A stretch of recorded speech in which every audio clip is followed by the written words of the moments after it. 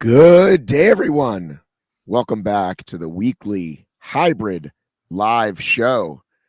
I am your host, Mappy Davis, and with me today, one half of the dynamic duo that make up the hybrid engine. Their goal is to fill the podium of the hybrid world, one athlete at a time. It's Anthony Peressini. Hey, how's it going? I thought about interrupting you there, but just for fun and comedy relief, I didn't. I'm so glad you didn't. And on the other line, he's a dedicated devotee to DEKA decadence. Ooh. It's Ugly Dave, way up in I have a really sore throat. Yeah. Canada. That was a really good alliteration. That was a solid alliteration. Well that could have made the back of one of Bethany's shirts. There you go. Well, I have a special guest, actually. I'm about to introduce today's sponsor, and I'm going to bring in today's guest, who I was going to wait until we got to the DEKA part, but you know what? I'm just so happy to fucking see him. Let's bring him in. DJ again? The man behind Resolute Coffee himself. How do you say her last name? Seegers. Just like Brian Seegers. I can't believe I have to host a show. I sound horrible. It's probably that bullshit coffee you're drinking. What are you drinking right now? So listen, I'm at the office. Okay. And they have this thing that they use in this machine, and it is definitely not Resolute. But listen, there's no way I can get on a 5:30 p.m. Eastern call when I've done like 20 interviews in the last 2 days. So, Brian, first of all, this is an amazing opportunity for you to tell people about your wonderful coffee and hot sauce that I'm a huge fan of. Yeah, I appreciate it. I appreciate being on here again with you guys. Second time on with Anthony and you and Dave. Nice to meet you, kind of, right?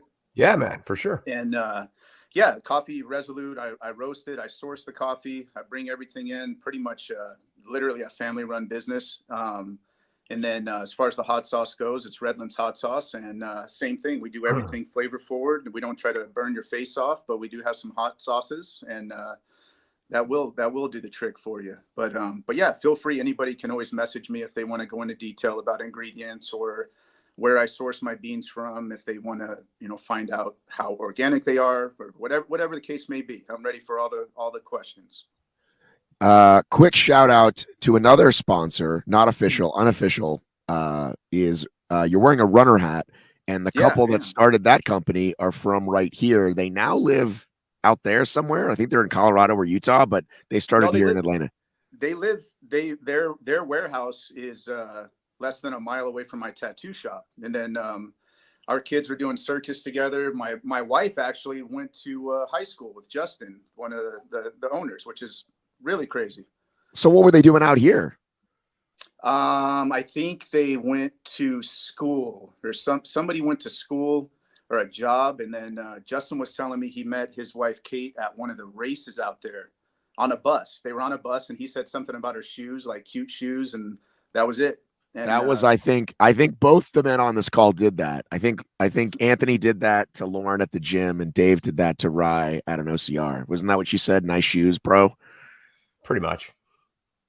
No, I had to beat Lauren in a workout and bet her that I would in order to roundabout win her as my partner to a CrossFit competition that I later asked to rename as First Date as our team name. I remember we have told that story. We have told that story before. Dave, what was your opening salvo? Again, I'm sure you've told me before, but what was your opening line? I'm just super hot. She just ran after me. It was just that easy. I just showed up. Well, hey, wait. I got a question for Brian. Brian. Yes. Available in Canada or no? Yeah, I'm sending it. I've got actually just sent James Kelly a package today over in Scotland, and we've been sending stuff to Germany. So Canada, I don't see any reason why that would be an issue at all. I send it everywhere. I'm not a coffee guy, but I love me some hot sauce. Okay, yeah. You just let me know. Dude, send him some hot sauce. I put that shit on everything, as the ad says. Well, listen, we like to start with a little host update, and I'll include Brian. I feel like I have the most to say this week because I did an event that I'm not very proud of. So I'd like to actually go around. We'll start with you, Brian. We'll give you, look at this. I'll even spotlight you. Look at this. Let's make some magic happen. Uh-oh. First of all, are you currently sort of in a cycle of training for HYROX, training for DEKA FIT, or was there anything special in the last 7 days you did? That's kind of how this goes. Yeah, I'm training right now for HYROX Anaheim. And then I did just compete in the SoCal DEKA FIT. I was down there for that as well.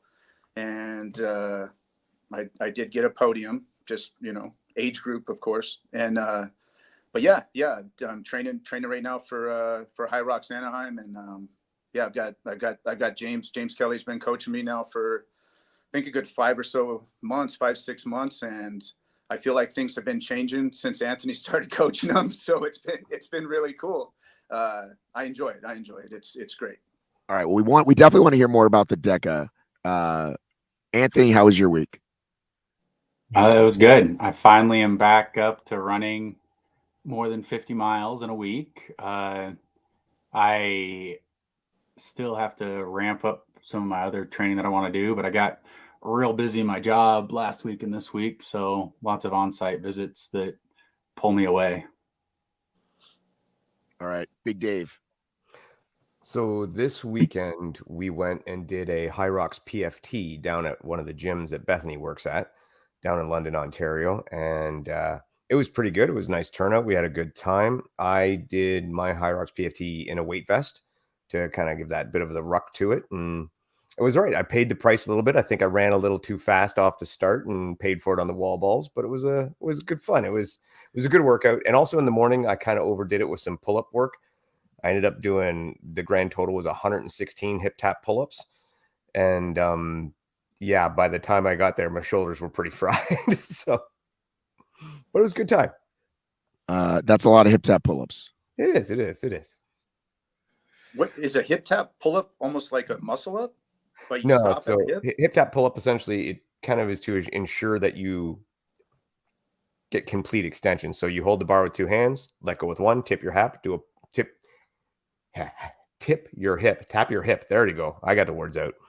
Tap your hip, put your hand back in the bar, do a pull-up, then the other side, back and forth. Dang. Ensures full extension. Okay. So I have talked a little bit about my trying to keep some weight off, and I've been pretty inconsistent, right? Like 2 weeks good, 1 week bad, 2 weeks good, 1 week bad. And that it's not been working. And I talked to my buddy who's weighs a lot more than me, and he's like, Matt, the biggest difference that I ever made was just like going not just clean, but like no sugar, no flour kind of a thing. And I'm like, he's like, so I don't eat anything white. You know what I mean? I'm like, I have rice with like everything. I have chicken and rice with everything. He's like, why don't you try it? So I'm like, you know what? I'm going to go for it. So I made a commitment to myself. Are you guys ready for this? In the last 7 days, I was like, no sugar, no flour, no dunks. And so even when part of the thing for me, by the way, about going out to get coffee, it's not just the actual drinking of the coffee, because people think Starbucks is bad, or it's just getting out of the office. It's just doing something, right? Go to the office, break up the day, get the coffee. So in my travels last week, I wouldn't even go to Dunkin' Donuts because I'd be too tempted. So I went to like random coffee shops, and I ordered nice coffee, and I said, put a little oat milk in there, and then I would put in 2 Splenda. So what do you know? I lost 2.5 pounds in 1 week, and I don't know the last time that's happened. So I know that I don't need to be perfect, and I will slowly introduce these things back. But having just meat and veg has been an interesting week. How has it affected your mood? I haven't been like that. Honestly, the biggest deal for me is the nighttime, like binge eating, right? Yeah. Like, well, I'm here and I'm watching something and I kind of feel like eating. So let me go pig out on whatever's like, make a late night bowl of cereal. And it could be healthy. It could be granola and oat milk, right? But then I'll have like 4 of those because it's so fucking good, right? Yeah. So yeah. So the phrase I have to use that, what I learned a long time ago when I struggle with this is like, it's okay to be a little bit hungry, because during the day, you know, the lunch is light. So today for lunch, I just packed, I think 5 slices of lunch meat and a piece of cheese and like a few crackers, but like I counted the crackers. And so like when I finish that, I am not full. But me, like most Americans, I like to eat until full or past full because that's what I think I need to do. And it's like, it's okay to be a little bit hungry. So again, it's only 7 days. And I also did 1 workout and 1 DEKA. So that was like 2 exercise days of the 3 that I want to do. But that was the diet. That's the first piece of the update. I'm now sweating just sitting in this cube though. Sorry. So, Brian asked you, how did it affect you? I would say, how did it affect your performance? Well, I had some weird thing happen in my chest that I'll get to. But I still don't know what that was. No, I honestly felt good this week. Like it wasn't that hard because I already eat pretty clean. It's not like I'm, going from McDonald's every other day to super clean. I already eat really clean, right? I already mostly eat, not crap, but just the binging late at night or eating my kids' food or like even when I'm eating clean, I can overdo it, right? So like, let's say I'm packing lunch and I'm only going to pack a few slices of meat, but then I just eat a few right then, right? And then put the rest in the bag or whatever. So it's just about, for me, I have to be super disciplined or it doesn't work. Again, I know I'll eventually get to a place where, it doesn't have to be so crazy, but yeah, I measured everything and had a week like that. So Matt, I have to do the same thing. And that's why there's a phrase out there I tell myself too, is there's only one type of discipline that's perfect discipline. Okay. So you're either perfect with your discipline or else you're not disciplined. Right. Except that I feel like for me, if I miss one thing, then I can go nuts. Right. Yeah. So it's about like, okay, we're not perfect, but like we're, close. We used to have that saying hung up on our wrestling room wall. Like there's only one type of discipline. That's the perfect discipline. But that's the thing. That's what works for you is to say that. Then that's what works for you. For me, it's like, I forgot who I talked to the other day, but it's like, well, like what you were just saying. Go ahead. Like what you were just saying, though, if one thing goes out, then the whole day goes bad for you, right? Typically, So for you, if you're not at perfect discipline, then you're not disciplined, because if you aren't perfect with it, then it goes askew. Right, but the point is then to, then you always have to have a little leeway, though. The next day you can do better. That's the thing, though. It's not like, well, I screwed up today, so it's all fucked. Let me just get fat now, because that's kind of where my head goes. Or it's I screwed up this meal, that screwed up the day, which screwed up the week, which screwed up the month, my year's shot. Right. I'll never be whatever. All right, so let's get to the performance. All right. So welcome Shiz, by the way. Shiz is here. What's up, dude? Yeah. So DEKA mile, and I learned something. You guys are really gonna appreciate this. That for some reason I never really knew how to properly pace a workout. Like running, I'm pretty good at. Like I kind of know how to do that, right? I know how to do it better than Anthony, who does not know how to pace properly. But in my backyard workouts, I just kind of always redline everything, and I'm dying. And I was like, what if I just went pretty slow?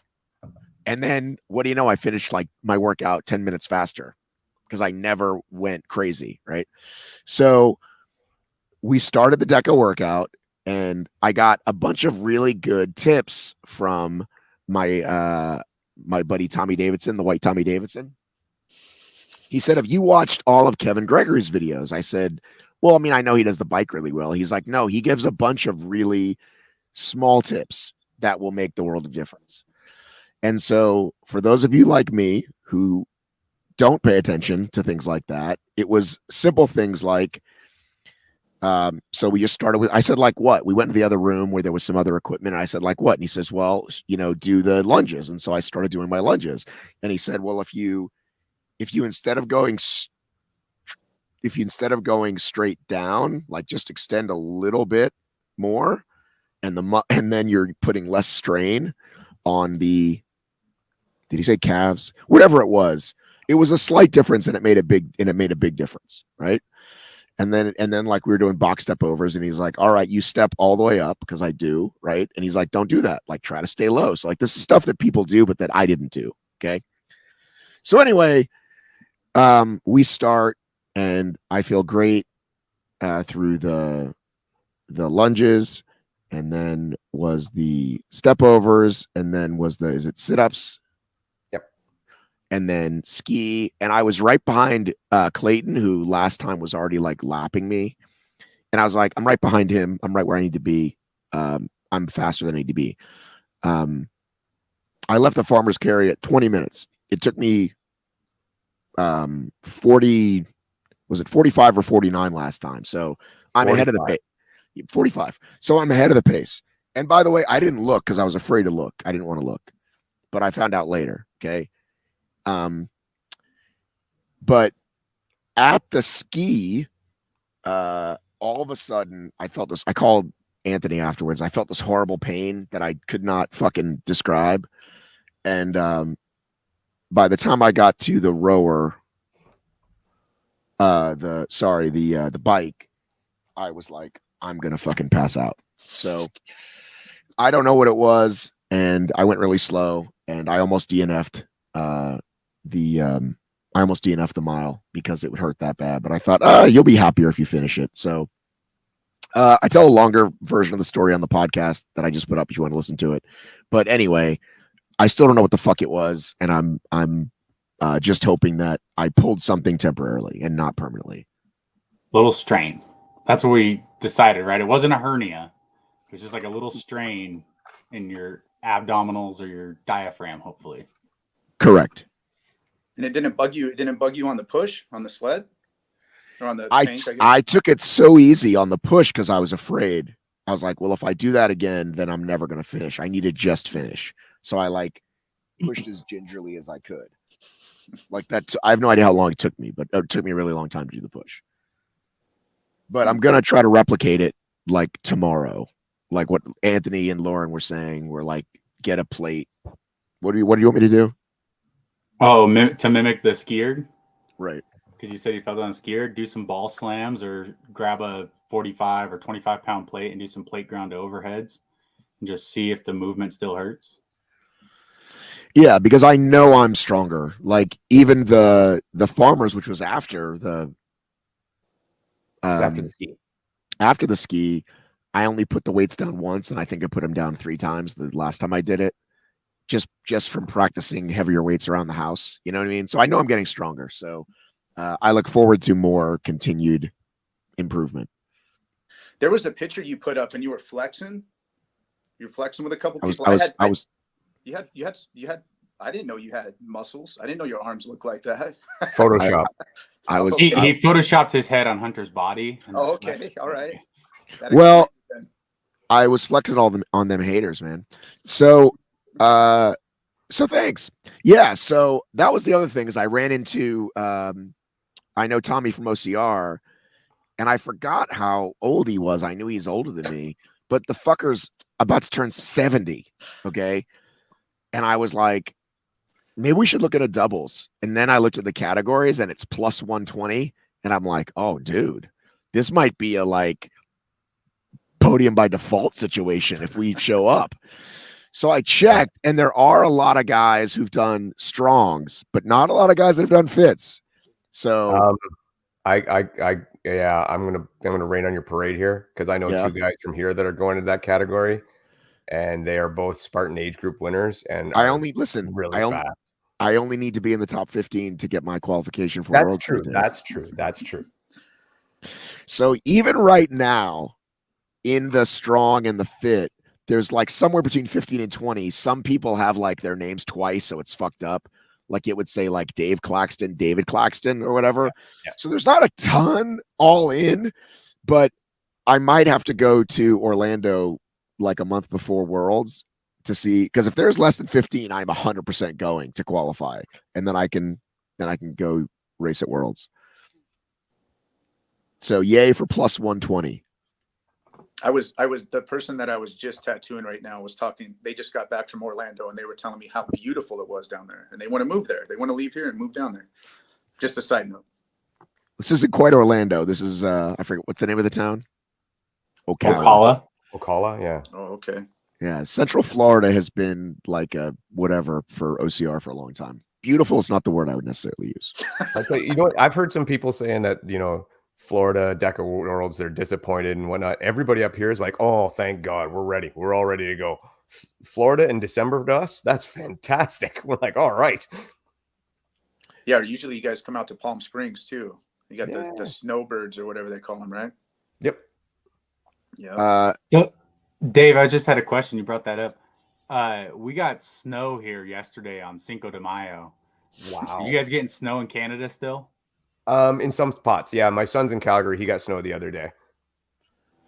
We got snow on. So I did see, Dave, another quick update from you. You are re-entering the ninja world.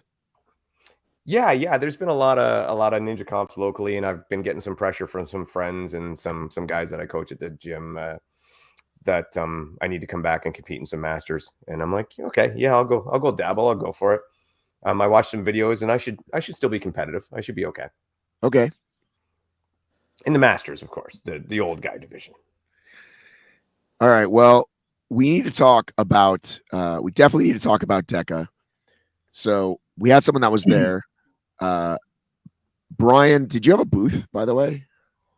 No, I did not. I was down there.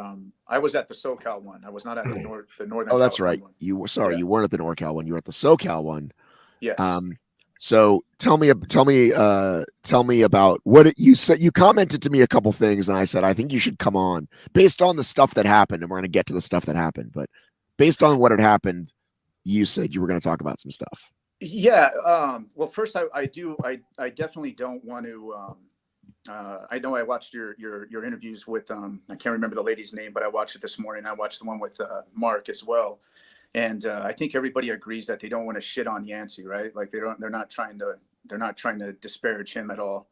The thing with for me with DEKA, for my experience, the first time I did it, I loved it. I had just done Ironman Arizona, and then I did my first DEKA mile over here at the Energy Lab. Sold my bike.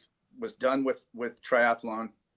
I have everything in my garage now. I bought everything. I went all in on DEKA, and then I was introduced to HYROX. But anyways, as I started doing the DEKAs, I started traveling around and going to different gyms and competing, and I started noticing that things were way different at other gyms. They were to the point where they would even have like ball overs instead of over shoulders, and just different rules. And we kept reporting these things to Yancey. People would still have competitions at gyms, and just continued to. It continued to be a bummer, to say the least. And then on top of that, just talking to the different affiliates, not getting paid and whatnot. So, anyways, I love it. I love going. I love hanging out with people, and I think that that's the thing that is the most frustrating, is that there's so many people that want to support this event and want to do DEKAs and want to continue to do them within our communities, especially I know in Southern California, seems like there's one every weekend. But it is with such a controlled environment that the DEKA FIT is held within, since everybody's always talking about HYROX and standardizing the courses and all that. We have that with DEKA FIT, but we don't have are the people. And again, I don't want to talk crap about any individuals that, like, specifically, I'm not saying they're bad people, but for the Southern California one, I signed my son up, and so they had a 10 to 13-year-old category. So I signed him up. He does his first race, he finishes, and then we couldn't find him on the timing. So then I asked the people that are in control of the timing, and they said they have no idea. Ask that guy over there with the microphone. So I went and asked the guy with the microphone, and he says, you should probably ask the people at timing. And went back and forth. So then they said, well, so your son's not going to get, there's no podium. There's not going to get a time for today, but it does his time could qualify him for Worlds. And we're like, okay, well, what's the time? We don't even know what the time is. And plus, of course, my son wants to be on the, get a podium, you know, if there's, and when we paid $100 to sign his ass up and, you know, things like that. But, so then as we're watching that and then I'm getting, that's what it was. So I start my race and I'm getting no reps for the lunges because my foot was touching the tape going back. So the lady that was judging that was somebody from the race. I was the first one into the station. She came over and started judging me, and she's yelling at me, you know, no rep. And I'm like looking down going, well, what's going on? I don't even know what I'm doing wrong. So she tells me that I need to not, my foot is coming up and not crossing the line. So what I did is I stepped almost a foot and a half in front of the line. So now as I'm lunging back, my knee's hitting the tape. And she wasn't calling. So then that was fine. So it was okay. As long as that front foot was in front, it didn't matter where my lunge was taking place. It didn't matter how I was doing it. And so I was just kind of like, okay, cool. We found a middle ground. I'm doing that. And what should it be, Brian? You're supposed to now, which is what it should have been initially, is you start in front of a piece of tape. And then as you're lunging back, you go down, touch your knee, you come forward, and your foot then goes in front of the tape again. So you're standing upright, you know, and your feet are right next to each other. And then so that was something else when I was watching. But you're saying she judged it incorrectly. That sounds like what you're saying. She was just she was saying I was too close. She said I was stepping on it, and so that it was like, okay, that's fine. So then again, instead of her being on me and being too close, I just took a step forward to eliminate all of that. So then that's what I mean. So now my knee is pretty much landing as I'm going backwards, is landing on the tape because I stepped that much further. So now there's no way to even gauge if I'm stepping forward or what's going on. So that was kind of that could be something else that they play with, this kind of setting up a line that you have to step in front of, but then maybe another line that you can't go past. I don't know, but I thought Dave came up with this elegant solution and they were doing it, Dave. So actually, yeah, I can tell you. So the entire point of the tape is so that it was to help the judges eliminate jumping lunges. So you have to have both feet in front of the tape before the other foot steps back. And where they're supposed to put the tape, there's not supposed to be that much room in the front from the tape to the front of the mat. So however much is 16 inches, whatever the case may be, should be there. But what you did, Brian, is perfectly acceptable. You just, you know, you move a little bit forward. You were probably just standing close to the tape, right? Like you probably stood right in front of it. And then when you did your lunge, your heel would clip it, and she was calling that. Yeah. She was probably being, honestly, I'm actually, when you said that, I'm kind of happy to hear that because she was taking it seriously, and she was trying to do a good job.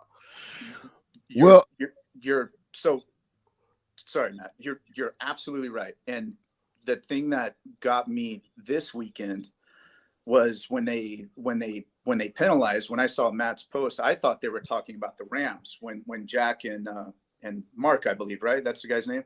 When they left the burpee station, they dropped the Rams. They fell over because they were making us also stand those up in SoCal.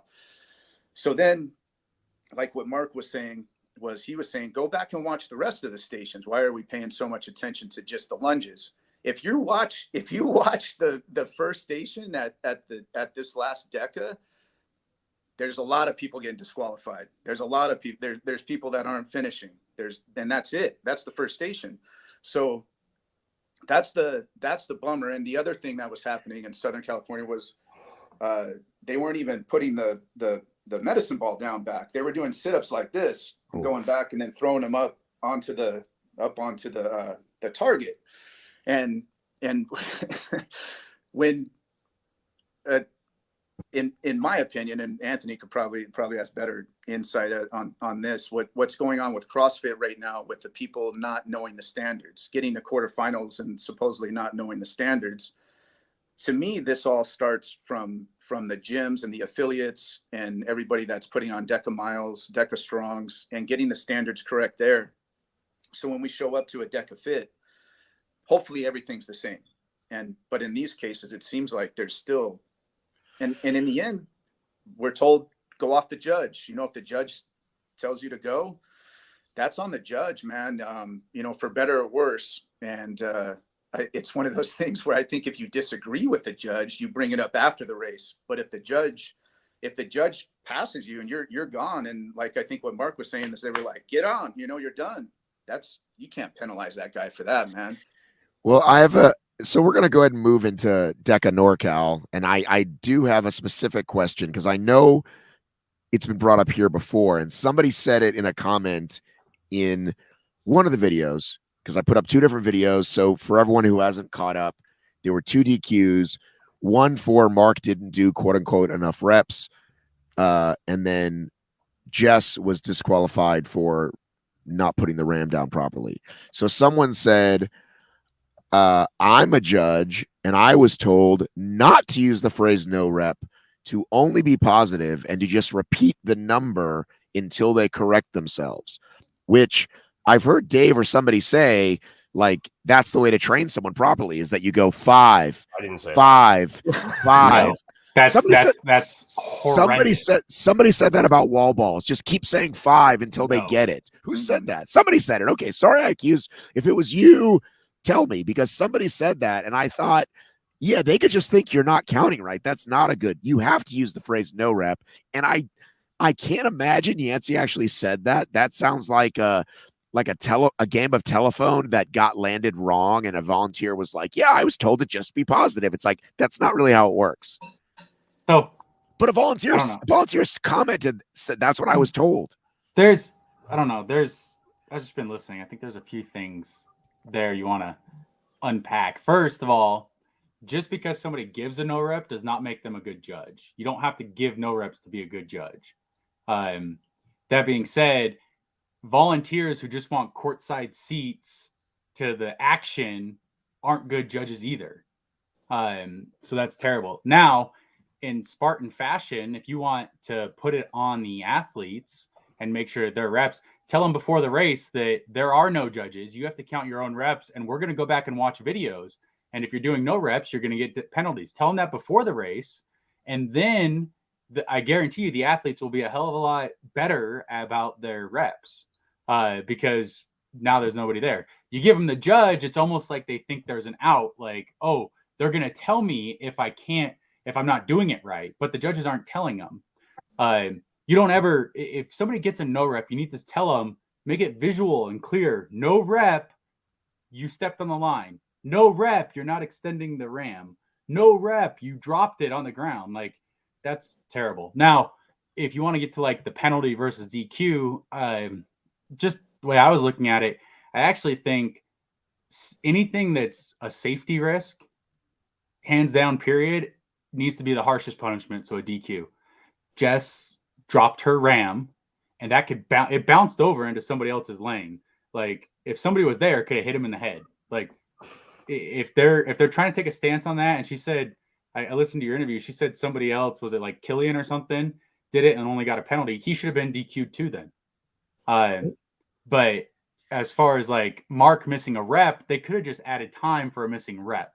Now they go back. But again, if they're so concerned, listen, I'm going to push back, because if they're so concerned about safety and they don't do that for the first station, and people throw the fucking weights down in the farmers, then it's like you clearly they're not don't. Supposed to. So what they need to do is they need to get like a little pole or post or something, and you have to set the ram on it, and it has to stay standing up. Like if you get like one of those toilet paper towel racks that they can like put the ram directly on, if that's what they want, or they're allowed to lay it down horizontal, but it has to be in a certain box or something. Do that for them. Make it easy. Like these vague, like, oh, it just has to be in the same location and there's not like an exact place. Make it easy for them. The easier it is. What do people? But like Brian was saying, zone 1, the lunges did you see everyone place it down? You need to do that for that zone too. You could almost do it like again in triathlon, when you have the transition areas, you've got your buckets, you've got your boxes. So I think that's kind of what you're saying, right, Anthony? Just so there's something that maybe it won't roll away a little. Yeah, put it there. It has to like if you had a barbell and you had to put the barbell back on the rack holder or something, like make it so that it has to be in a certain spot. And it could be for everywhere there's a ram, or use something besides a ram. that's not going to bounce away. Like on the lunges, you're standing they're pretty, up. they're pretty invested in the Rams at this point. I don't think that's going to change. On the lunges, you're standing up. You could bounce into somebody's ankle. They could get hurt. On the burpees, somebody's head could be down on the ground. You drop the ram and it bounces into their head. Like there could be some serious issues there. So I can see as a safety risk, it's a DQ. Like you don't put that at risk. And if you're too tired to remember to do that, then you went too fast for yourself. All right. I got to jump in because I'm like dying here. Yeah. Okay.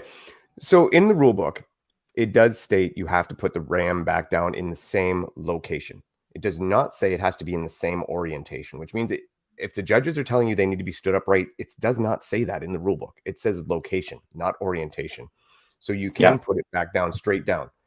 The problem is I think some of these judges are being told a different interpretation and they're getting a little too literal. Wow, this is weird just looking at me. I like seeing everybody better. But yeah, that part of it, just all they need to do is put the ram straight down, lie it flat, and off you go. And it's actually very quick. You should not have to stand it up. The rules don't say you have to stand it up. That's somebody misinterpreting the rules, as far as I'm concerned. And I had a hand in helping write that rule. It says to the same location, right? Not orientation. Which, if you watch the elite men and the elite women, a lot of them set it down. They set it down right, but halfway down the mat. So that's not the right location. It was in front of the mat when they got it. There was thought put into, and we never said against this, but to putting a square where you pick it up from, right? And yeah, Cheryl's got a good comment there. It's true. They do seem to be that way.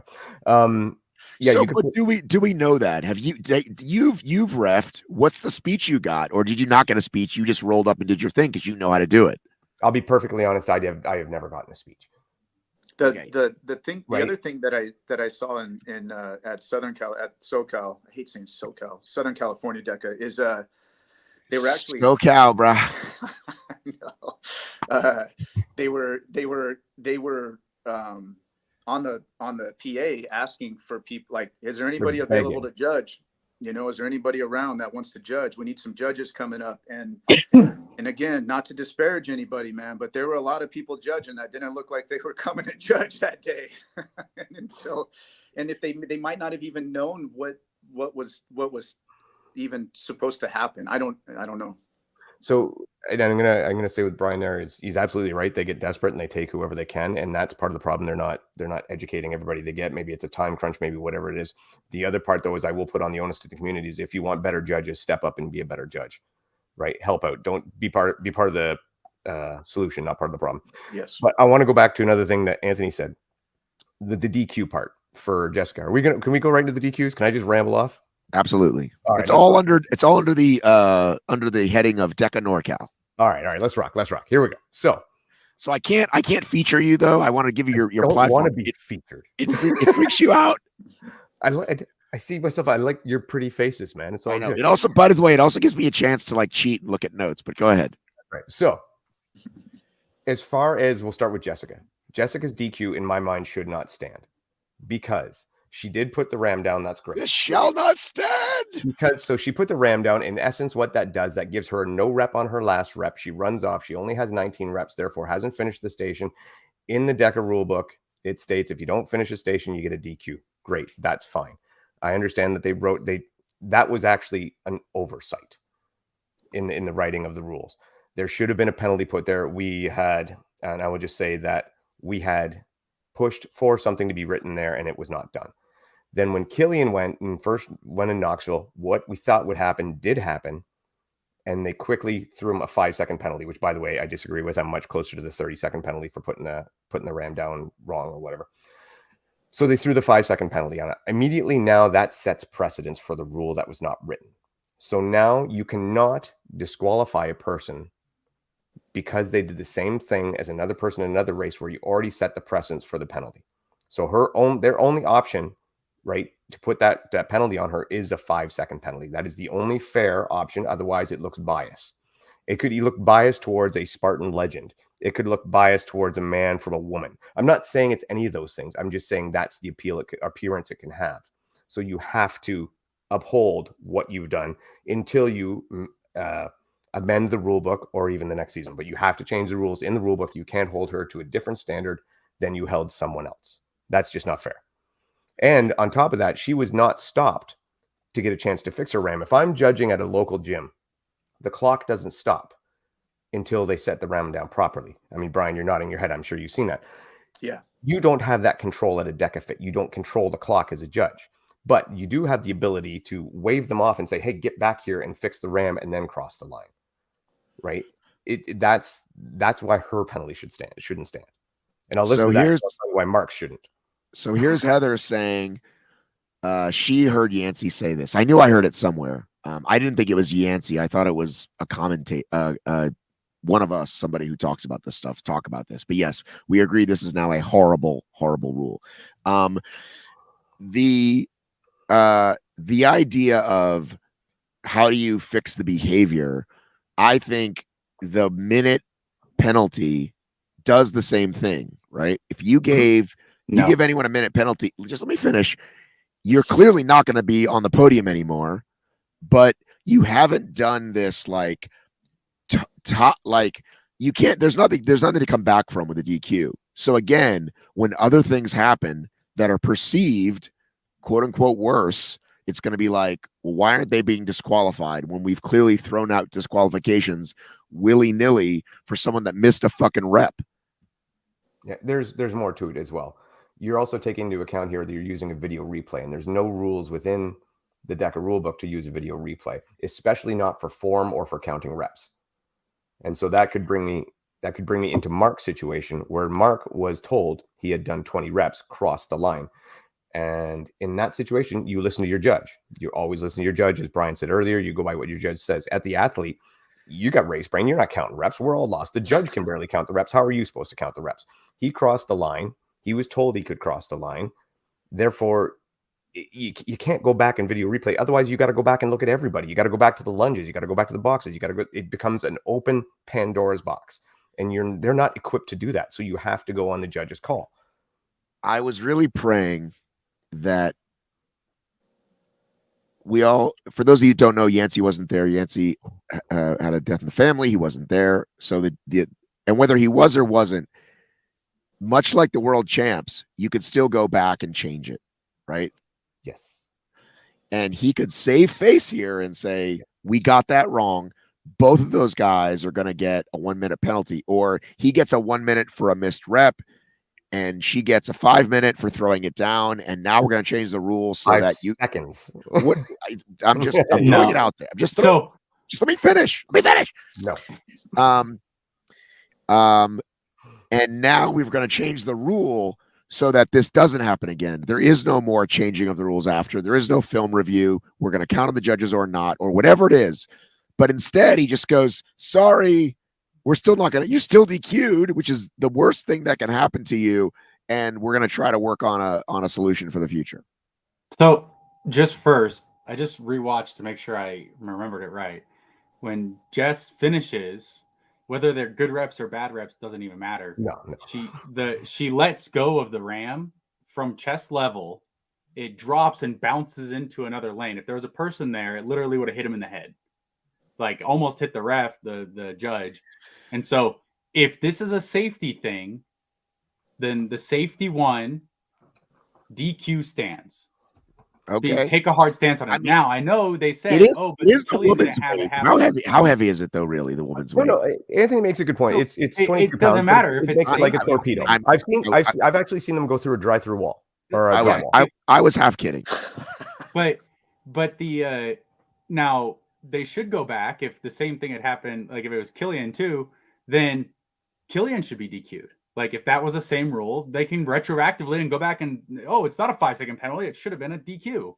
There you go. And take the hard stance on it. If it's a safety stance, do the hard stance.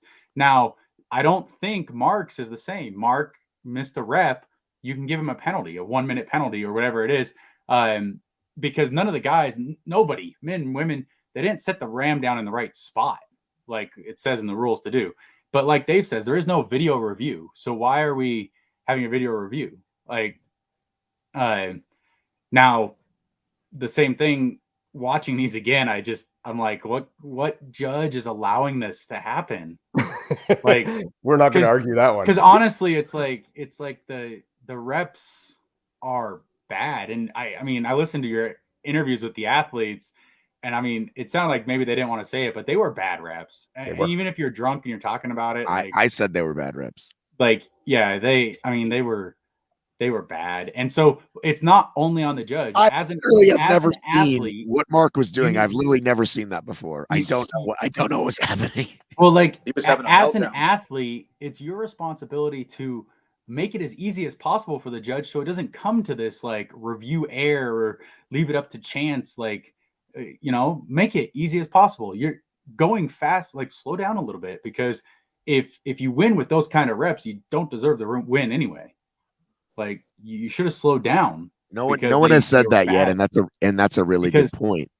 Because what did you say to me? You said something to me on the drive that's so fucking like dead simple. What did you say to me about Matt and Rich Froning? Oh, well, like when you watch Matt Frazier and Rich Froning, you don't question their reps. Their reps are good. They don't get no reps because they make it clear as day. Like, one of the things you're taught when you go, you said it so much better. You said it so much better on Saturday.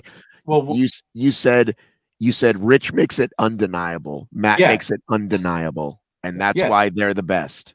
Yeah, it's and so there's two things with this. First off, when you go to judge a big event like the CrossFit Games, semifinals, regionals, you're told, when in doubt, no rep. So the athlete has to make it as clear as possible. You as an athlete are responsible for making your reps as easy to judge as possible, because you don't want to leave it up to chance to them.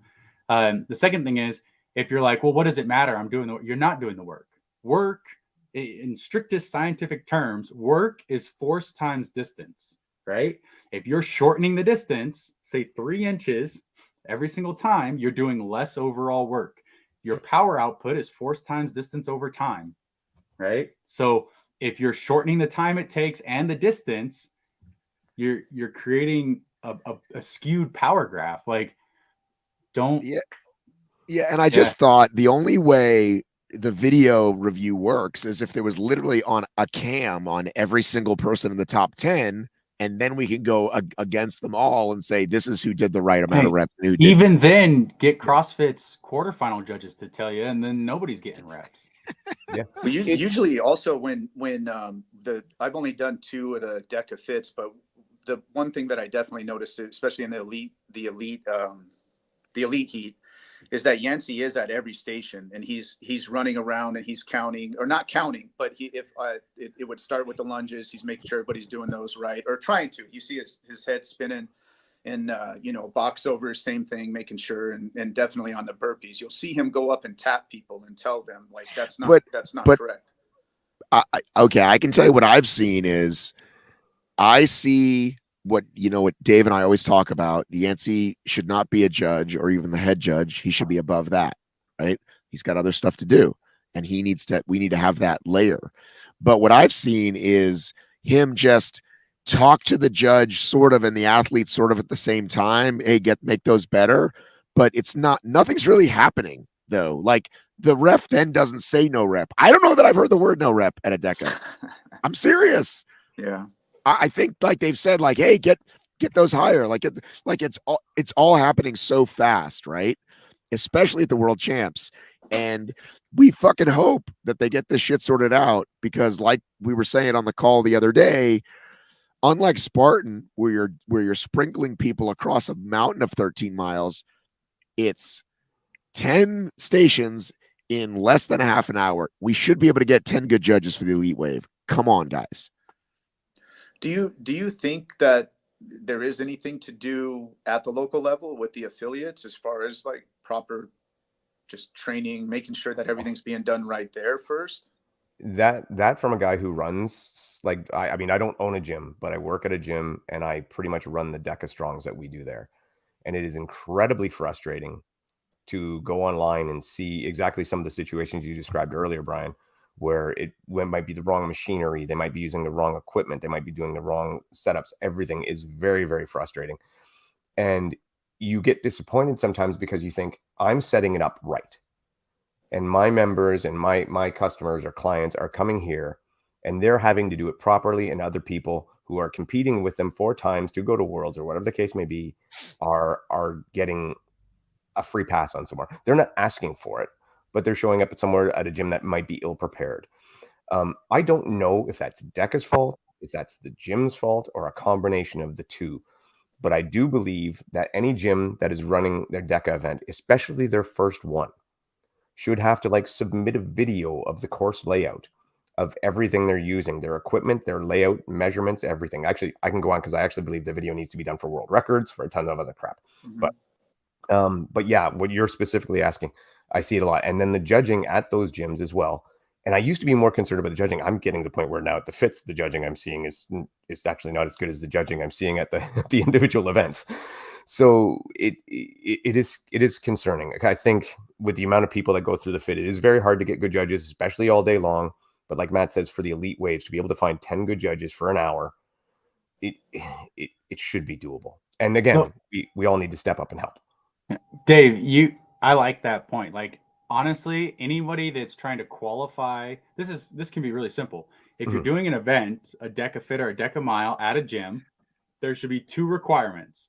Number 1, that gym has to submit a video wheeling out their path with like something. DEKA should put out a standard floor plan. Like, here's an example floor plan, and they have maybe like 4 or 5 templates for various types of gyms that you can like, hey, here's your floor plan. This needs to be 5 feet away from this or something, like, so people can't just be like, oh, we're going to squeeze everything right here. So that it's consistent, right? So you have these floor plans, you have a wheeled out video showing all the standards, all the correct machines, that like they weigh like the equipment or whatever you want to say, just so it's absolutely right. Okay, they have everything. This is a course that is accepted as like a certified course, however you want to call it. Number 2, anybody who qualifies for Worlds, expects to qualify for Worlds, or is going to put up a world record time must have a video. Preach. That must remain in frame the entire time, and that video is open to like DEKA judging. Yeah, and it doesn't have to be like everybody doesn't have to send the video that runs a run. But anybody who is qualified for Worlds needs to be prepared to submit the video if asked. That's what I would like.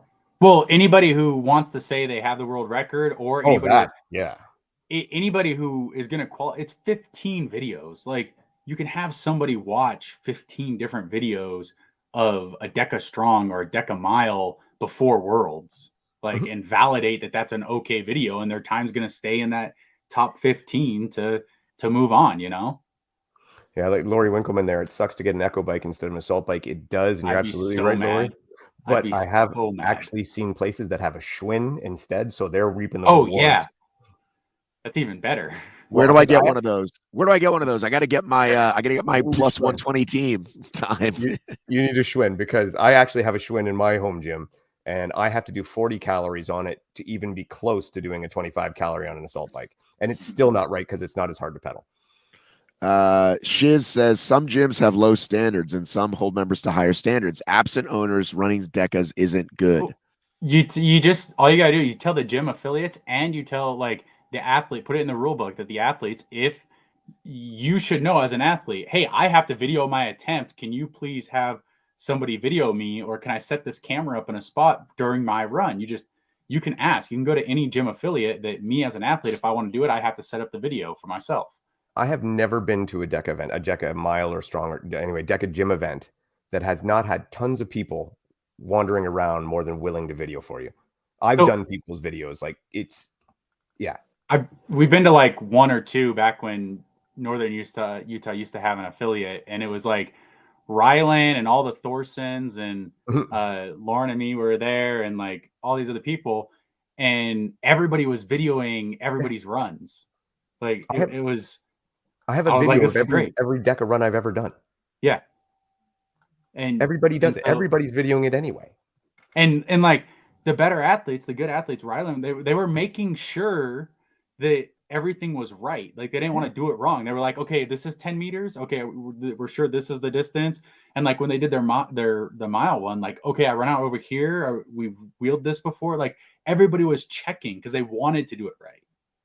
When we had our last event, Amber Tate and Chelsea Grant, they were hoping to they were going to make an attempt for the women's strong record, which they did get by 1 second.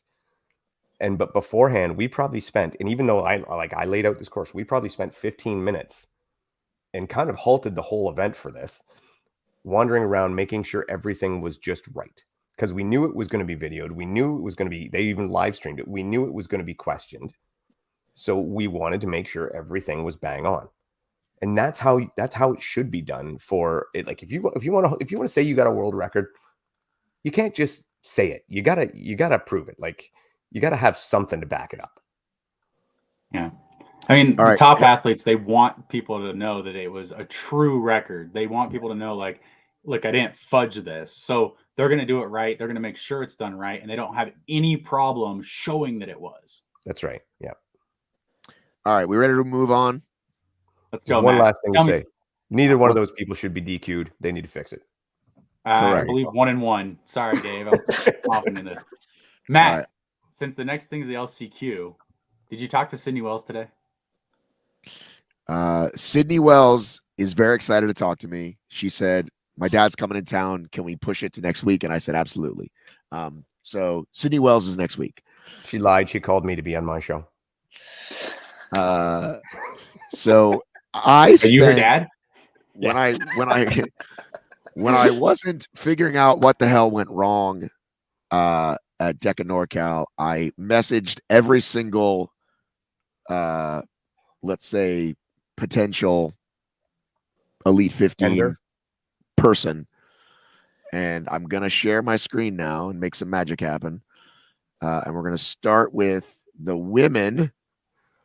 Let's solo this shit. I haven't seen this. This is exciting. I know, right? So these are your yeses. Okay, this is all in the last 24 hours. All right. Amy, Maria, Ancha, Tara, Camilla, Lauren, Morgan, Katie. Carly said most likely not going to do doubles. Sika and Alina both said, hey, maybe might take a last minute flight. And then I got hard nose from, that's right, Christy Aramo, Jezebel, Rebecca, Jennifer, and Alice. Your thoughts, gentlemen? Did you message Katie Duke? I did not message Katie Duke. Katie Duke's doing it. Let's add her to the list. Yeah. So add Sydney Wells too. She was already in there. Where did she go? I think I might have accidentally deleted her when I was I kept resorting. Was that like an anger delete when she bumped you? What? Well, no. When she bumped you, when she postponed, you got angry, so you took her off the list. Because I'm a normal human being and not a lunatic like Jack, I sort by last name. And so I wonder if there's any other CrossFitters who maybe didn't make semis that might come over and do this, or if there's any that would be interested in it. I was just at a CrossFit gym on the weekend, man. They are all talking about it, about HYROX. Are they? So, Lauren, my wife, pointed out to me that Street Horner ran a really fast half marathon or something, and maybe he should jump in one. He'd be good. And I think I heard Christy Aramo say that she was friends with him or something in one of the videos, and that he might be somebody that she would look into. And I was like, that'd be interesting to get one of the men into. All right, we'll talk about the women right now. Don't jump ahead on me. All right. Anyway, it was all these women who told me no. It was all like, yeah, man, too pricey. Would love to make it, but can't. Yeah. And then the two maybes, I honestly can't tell you because they were both like, yeah, it's expensive, but I really want to. So we might see them. I think Alina should. I think she has a good shot. Yeah, she had a rough one. She had a rough one in the last LCQ. She was someone I thought would do better. But she was always in that like 6 to 10 range in the majors, so it kind of like threw me off that she didn't do so well in the LCQ in her home country, and that now she'd have to fly over. But so I want to hear from the panel early predictions now that we know who's in. And again, this could change, but also the commenters that are watching the show, let us know if you had to do a quick. How many we got? 4 from this one. Yeah. If you had to pick 4, could you pick 4 out of this? 4. Wow. Well, you could try to pick 4. Is Anche, do we know? She was hurt this year. Is she better? Fully 100%? I mean, I think the whole point of her not doing the last one was to wait till she was more fit. And then I think she ended up jumping into doubles like 2 weeks ago anyway. So I think she's okay. So I think just because these are the people that have done majors or have shown world championship status before, the 4 that are going to be really hard to beat: Morgan, Camilla, Tara, and Amy. They're going to be really hard to beat. What's Morgan's best time? Do we know? Probably Chicago. She ran like a 105, 106, I think. High 105s maybe. But she won Worlds in DEKA FIT a little while after, and she hasn't done one, I don't think, since. So I think she's been training for it. She skipped DEKA FIT SoCal to focus on this. So what's Lauren's at? Do you know what Lauren's time is? Fastest time? Lauren Rantala? I can pull up high result. 108 maybe. Oh, okay. Pull up go to high result, Anthony, on your. Okay, I know your screen's right there. You can look up. I should have done that. But I know she's been training too. Like I'm sure, like all these people have been training for it really hard. I say those 4 because Morgan's a world champion in DEKA FIT, and Amy, Tara, and Camilla have the major experience and have shown before like that they're close. So those I would say, if you were picking in top 4 seeds, those are probably your top 4 seeding wise. Not to get that they're going to finish that way. Right. Yeah, I should have put their times. I'll do that before we. Is Tara going? I thought Tara was skipping this. Tara is not skipping this. Wait a minute. Hang on. Because she's not going to be at World. She's doing something with Alondra the weekend of Worlds. Dude, now you're fucking with me. Yeah, aren't they doing Beggars and Thieves? Yeah. All right, now you're fucking. Now I'm really annoyed because I spent so much time to get this correct. Yeah, I tend to think Anthony's right. I know Tara has gone over for the. Tara's going to Doha. Doha, yeah. Right? Yeah. Yeah. Which we can talk about Doha now that we know a bunch of people going there. Yeah. So I know. That's why I said. But when Matt had it up there, I'm like, oh, I guess you talked to her. But I thought. I think I made that up. I think I fucked up because I think I just had her. Like I think there was some I was typing like that I talked. All right, I'm gonna take Tara out. Sorry about that, Tara. I think Anthony's right about that because Lauren Rantala's best time that I see right now is a 107.41. Ran in Houston, Women's HYROX Pro. So I'd say if Tara's out, then you're looking at Maria or Lauren as that other 4th spot. Then. Yep. Maria or Lauren. Well, I'll even go first for my 4 if you put them back up there. Are they not? Do you not see them? You just keep moving everything around. Yeah. I'm getting motion sickness watching him. Sorry. All right. So for me, and 4, not necessarily in finishing order. I would go with Maria Fetchik, Camilla, Morgan Schultz, and last one. You know what? I know it seems a little off board, but I might actually go with Amy Bevilacqua, who when I watched her, I was just really impressed with her effort. Didn't she have a great effort in the one of the majors overseas? She was 5th going into the wall balls in DC. Yeah, and then didn't have a great wall ball, finished in 7th. Yeah. So I mean, I'll go with those. I'm obviously not super confident with my Amy pick, but I was impressed. Yeah, I mean, in DC, Amy finished 1 spot ahead of Camilla. So yeah. But I know like Camilla's working hard, and I bet you Camilla's going to come out and be a force in this one. Yeah, and I mean, again, less travel issues as compared to going overseas and whatnot. So yep. I always believe that there is a big advantage in not having to travel as far. I know some people say it differently, but I like the hometown feel. I think it always can be better, but we've learned from too many people's experience that little sleep or no sleep or crazy travel, like people miss flights and make it in just time, and then they have a great race. So it can help, but it doesn't mean it has to. Are we ready to move on to the men? Wait, I don't get my picks? Yeah, nobody else gets to pick, just me? So, wow, I got the authority. Go ahead. Has anybody ever seen Sydney run? Do we know anything about her running? She was a college track athlete, but I don't know if she's done endurance. And if you go back and look at her games finishes, she was a top 10 in the games last year. And if you give me a minute, I'll tell you how she did in different events. So how did she do in the 2.5K? So in the 2.5 mile, she was about an 18 something, which when I translated it into a 5K was about a 20:30. So when Katie Duke told me she was getting into HYROX, and I saw her, I had never met her in person, but watching her, I thought she was, I hate to say it, but I thought she was tiny. And then after seeing her work at DEKA SoCal and seeing how strong she was and how fast she was there, I'm definitely giving her a shot here. Camilla is on there for sure. So I would go Katie Duke, Camilla, Lauren. I'm always rooting for Lauren just because of her fire and she's a great person. She's awesome. And then I also like Morgan Schultz on there too. And you said Carly's a maybe. Yeah, I think she's looking to do doubles with Corinna. So I think Corinna's coming back. Because if she wasn't, I would take her. But I'd like to root for Sydney, man. I'd like to see her.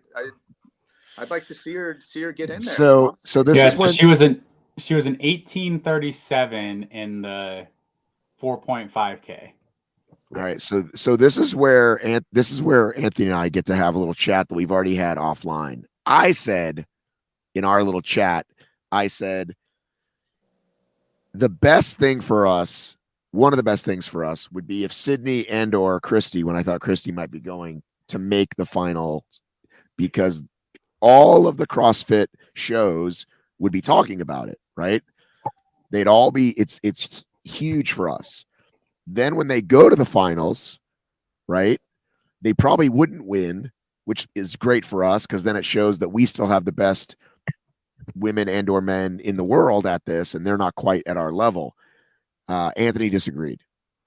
I mean, now first, I'm glad you didn't fully go into that. I don't want you to misrepresent what I said. So, number one, I think it's fantastic she's doing it. I don't know if she can uphold it. What I don't want is HYROX to become I don't want HYROX to become the place where CrossFitters, I didn't make my semifinals or my games this year, I'm just going to go do HYROX instead.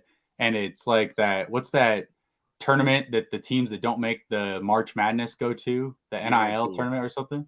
NIT, yeah. So, and it becomes something like that where they're like, I can just go win HYROX if I don't, or I can go make the finals in HYROX. But I want them to think that. To think that. But I don't want it. I don't want HYROX to have that stigma of that. So I think it's if she makes it and proves like, hey, she's one of the best 15 and deserves to be there. The best 15 should be there. Absolutely. Like if she can make it, great. But if she doesn't, it just goes to show kind of how good the 15 that do make it are. Like it's not something you can just jump into and dabble in. So last time when she won, and I was very quick to correct all the folks over at Talking Elite Fitness, right? Because they were like, oh, well, she won and all these women win. It's like, cool, glad you think that. So if Sydney makes it, right, and I don't think she could, it's her first race. So many things have to go right. She's not as fast as Christy. This is a really good field of women. So I don't think she can. But if she did, it definitely would the word HYROX World Champs and her name would do great for all of us because it would lift up the whole thing. And then, as I said, she's not even going to make the top 5 in the world. So then it's like, oh shit, Sydney came in 12th. This thing is fucking amazing. This thing is hard. That's my thought. Don't you think it says the same thing if she can't even make it? Well, but then they don't even know about it. Says it's even harder and the athletes are even better. But the CrossFit podcast I listen to and stuff now, they're already talking HYROX. We want them talking more, Dave. We need more. I think they will. And if she does not make it, they'll be like, these women are legit. Sydney Wells, who is one of our fastest runners, went out there and couldn't get it done. And I'm not saying she can't get it done for sure. Maybe she can. Sydney Wells is an amazing athlete. But I'm just saying, I don't think it affects either way. I think it's great she's coming out. I think it's great Christy came out, and I hope more and more come out. And I don't care if they make the finals or if they don't. I want the best people there. But I still think if she doesn't make it, it does the exact same thing as if she does. I think we're in a daily, weekly, whatever news cycle. It will get talked about a lot more as we get closer and closer to Worlds if she makes it. And again, I don't think she can, especially first time. I mean, I think she has an outside shot at the 4th place position. I think outside, really outside. Like she has a chance, and but I don't know. Like number one, we don't know what the setup is. I think she could, but I mean, we don't know how she's going to race. Like it's going to be. These aren't like brand new women, a bunch of brand new women into the sport. Like Camilla and Amy and Morgan and Maria, and Anjay. They're gonna go out. Anja. They're gonna go out and they're gonna like be competing for the spot because they know what it means, and it could overwork her. I mean, she's fast, but if she thinks she's gonna keep her speed through all the runs, like if you don't know, she's like under 56 seconds for a 400. Like she's very quick, but it's all about that aerobic, that staying power. Right. And I don't know. And that's why I was really hoping that Christy would show up because, Christy, congratulations, great job. And she didn't face the toughest women. And even this isn't the toughest women, but it's at least the best of the rest. So it would be something to get there. I mean, I'm going to say 100% Camilla's race to lose. I think Camilla's Camilla's like, there's no fucking way I'm not making the final, right? And then I think, as you said, it's kind of a toss up to me with the other 2 or 3. Well, I think, some of these women, a lot of them need to race for the top 4 spot and not just to crush the event. Like they need to just be like, look, I need to get top 4 because it doesn't matter if you win or if you get 4th, it's the same result, right? So they need to race it like it is. First doesn't matter. It's just being top 4 and play a smart race and they'll do really well. If somebody goes out to win this race, they might end up coming back and ending in 5th. Yeah. Right. And that's kind of what they had, right? And the last race for the men, which gives us the nice transition to the men. This time it's 1 or 2 for the men, correct? It's 2 for the men. All right. So here are the yeses. Oh, Toby's not in. Again, similarly with the women, all those European men were like, sorry, man, deuces. My year's done. Can't make the trip. And Isaac Sanderson just said he's racing too. He's on there, isn't he? He should be. No, I'm so bad at it. I'm so bad at this, guys. Isaac's in 100%. The men's race, I think, is going to be harder to predict than the women's. The women's is like, just because there's 4 spots versus the 2 spots, it could really matter. I think Lucas, if he runs a smart race this time, might get it, but you're also looking at like John Wynn, Anas, and Colin. They're going to go there to try to show something. And Joffrey too. He's took second at the Cologne one. So we call old man font right here, 200. There you go. Yeah, it's funny. I thought maybe I missed somebody but it starts at S and goes to. Look at that. Sorry, guys. I gotta get this. Goes right. to V. You got a Z in it? Goes to V. Great. Jesus. Great. Grayson's racing also. Grayson Kilgore. Grayson Kilgore's racing also. Would you put in Has he done a HYROX before? No. Him and Katie have just been up there smashing each other. They're just same type of thing. Then it's gonna be hard on your first one to get a LCQ spot if it's your first race.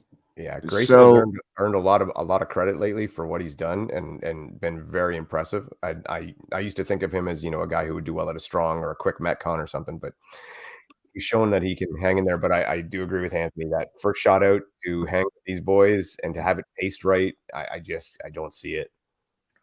So I mean, these two through 5, like Colin, Lucas, Harry, Joffrey, like that's pretty badass, right? Just those 4. Hold on, I got another one you got to add to the list. Okay. Samuel Lee Bear. Okay. What's time has Samuel gotten though? I love Samuel. Sam's never done it. He's never run one. This same deal as Grayson. But yeah, you know Sam, he's nuts. He's going for it. All right. Well, listen, I'll put him in the when I need to say that he was going. I had to get him out there. Hi, no, Sam. I appreciate it. We'll put him in the when we do the poll. Yep. We'll put him in there in the drop down. Yep. Isn't it enough that you have Isaac? Come on. I know. We got to wave the flag, man. Well, I was watching Isaac Sanderson run at SoCal, and to me, he was everything that I've hoped I could ever run like, and from watching every running video that I've ever watched or any coach. I even told my son, I told my 10-year-old son, I said, watch how this guy's running. This is exactly how I'm trying to tell you how to run. I've never seen anybody run like that in person. Yeah, he's an amazing athlete. Then I saw Anthony blast off on that team, and I was like, dude, look at this guy. This guy's not messing around either. I was so pumped when you took off. Hot lap. Yeah, definitely. I thought everybody was right here. I thought they were right there with me. Anthony was running a qualifying lap. Yeah. My daughter, Anthony. No, this is no bullshit. My daughter did not want to leave until she saw you and Lauren race. That was it. That made her day. She was over there screaming for you guys. It was awesome. Good. That's awesome. I'm getting off track. Sorry, I let her down. I'm not fast enough. I'll do better. I can't find the right layout. I don't know what I did. I broke it. Well, you got out of your Excel sheet. I thought we were going to go through the men. Yeah, there you go. I thought we already did. What other thoughts do you have on the men? There we go. Nobody else picked anybody. I think a Nos is going to not get broken by Lucas going out fast. No. So there's two things to that. Anas gets to sleep in his own bed. Now that's a bed with a house full of 4 children and 1 infant. So I don't know if that's good or bad, but it's his own bed, not travel. So you got that. I know John Wynn, he's coming over. I mean, there's some tough guys in here. I think for me, I think Colin is the one has this race, and he'll be first or second, and then a lot of other people have that first through 4th possibility. So I got Colin for the win as well, and I got Isaac shocking the world and taking that 2nd spot. You are such a homer. What a homer pick. Yes, I am. Always. Go Canada, Isaac. Go get him, brother. Well, late breaking news. Your host, Matt B. Davis, will be in Anaheim. I don't think you're going to make the top 2. I'm not going to make the top 2. No. I could register. I mean, it is the last chance qualifier for anybody. I am open to potential relays. If what's that? Are you gonna get some rabbits? Are you gonna get some rabbits, and we're gonna get some watch along stuff happening?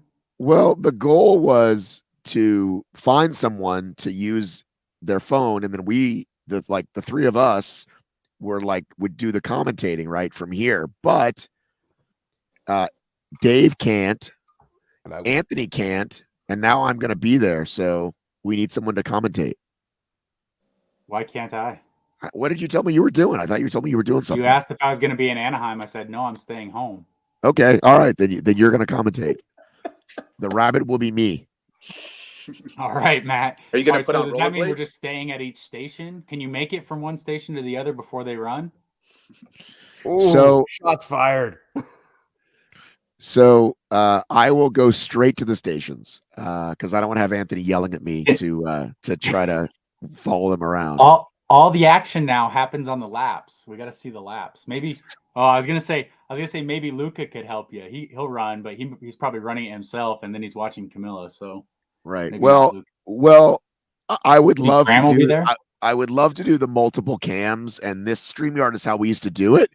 But there's still a weird lag, and if we go IG direct to IG, there's no lag. So I'm just gonna go on IG. So one camera, it'll be me, and you can talk a lot. Okay. So if you're listening to this, maybe you can get one of the guys that's already qualified.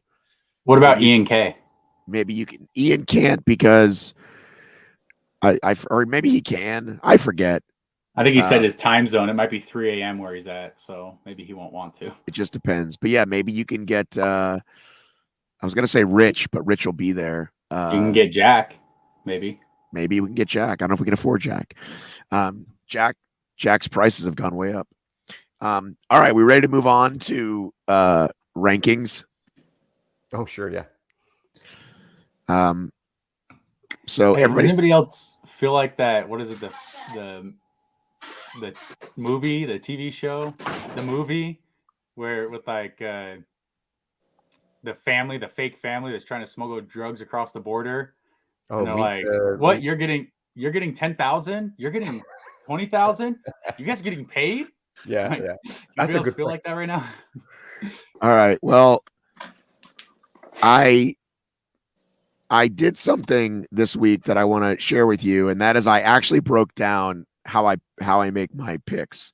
Are we exposing our own picks on this or not? Absolutely, sure. absolutely. Not sure. I really want don't to. care about ever hiding mine. So Anthony showed us last week these amazing head-to-head Excel sheets he made, and I realized I don't have those. I'm much more of a gut guy, but I do have somewhat of a method to my madness. And wouldn't you like to see what it is? I put it on a note. Would you like to see it? I'm not sure. Yeah, we'd like to see it. Okay. I don't know if you were waiting for it or if we're just lagging here. I was waiting for you to say. I was waiting for you to see it. Okay. I should have made these notes ahead of time, but I'm making them here. Okay. So number one is HYROX and DEKA FIT performance, right? Pretty basic. Like, how are you doing in those races? Number two, this is sort of like kind of working our way down, right? Like in what's important to me. Okay. You're going to love this. I'm not revealing them all until I say them, and then I'll show you the list. Number two is HYROX and multiple DEKA, right? Like you're not just a one-trick pony, right? Number three, are you currently the best in the world at something? Okay, that means something. Oh, best in the world. Number four, how do you do against the best in the world? So how do you do against, the best people? Do you compete on a regular basis? Right. So it's like how much you compete weighs. Conversely, do you avoid competition? And if you're doing that, you're ducking people. I'm going to dock you. 7 is when's the last time you competed. So if you haven't competed recently, that kind of starts to move it down. 8, have you done well in other hybrid competitions? The ones that you guys a lot of times seem to completely ignore. And then the final one is the gut instinct / parking lot sandlot test. So let's see if I can share this now. Oh man. I thought I had it. And that's kind of what I go with. That's my little formula. Did you ever put up the men on Instagram or anything? The rankings? I realize as you say that I in fact forgot that. I'm really bad. Organization, Brian. I think I did that last month too. Let me pull this up and then we can all look at it together. Hang on, screenshot. Nope, that's wrong. I make an awful lot of screenshots. Oh boy. Jack, don't yell at me. Matt didn't have you on his list. I didn't know. So that's my little thing. What your thoughts based on that? So I want to know how you grade. Do you go through each and every single 20, 40 athletes and say, how are you against these other 19 that I'm thinking of? Did you give him like no, I kind of, I guess the truth is I start with 9 and then I kind of work my way down. I kind of start with that and like make my preliminaries, right? I mean, like lately, like the top ones aren't as hard, right? You can kind of like, all right, here's what I think the best are. But then these are kind of the questions I ask myself. I realize this is what's important to me.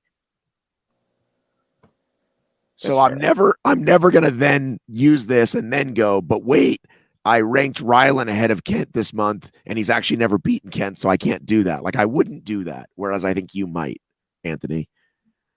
Where if like Kent and Rylan were in the same. That's a bad example, but you know what I'm saying? Like if I put somebody and I think I'm done, I then don't go back and look at actual head-to-heads, whereas that's something that I think you do. It's really important to you, or like maybe even a Jack Bauer. He can comment because he's here, or no, he's not. The other Jack is here. You see what I'm saying?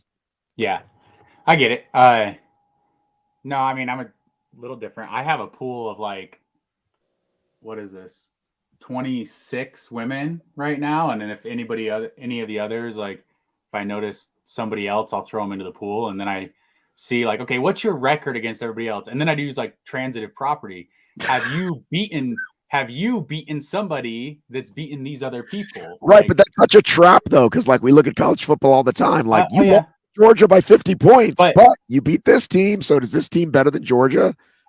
Right. So, but it's like, okay, I don't know, the other way I look at it is as I'm like seeing their record against each other, it's not just that, but it's okay. If they were to do, how many events do they do? Like you have here, HYROX and DEKA and RX1. And like, I don't judge the people in CrossFit, but if you do CrossFit, that's a little bonus. And like, so people can make this big gap.